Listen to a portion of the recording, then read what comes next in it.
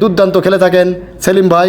উনার হাতে স্ট্রাইক, উনি কি পারবে এই খেলাটি শেষ পর্যন্ত ফিনিশিং দিতে? দুজনের মধ্য দিয়ে ওনারা কিন্তু কিছু কথা সেরে নিচ্ছেন, সিদ্ধান্ত করে নিচ্ছেন সেলিম ভাই যে গুটি কি করবেন।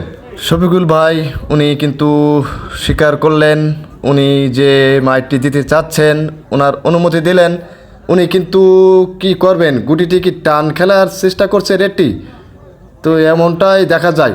ও মাই গুডনেস, অসাধারণ অসাধারণ চমৎকারভাবে কিন্তু উনি কিন্তু রেডটি টান দিয়ে কিন্তু পকেটে ঢুকালেন। এখন রয়েছে আরও একটি গুটি, কঠিনতম একটি জায়গায় এই গুটিটি উনি যদি খেলতে পারে তাহলেই কিন্তু ওনারা কিন্তু বিজয়ী অর্জন করবেন সেই ডুমুরিয়ার সেই 16 দলীয় টুর্নামেন্ট।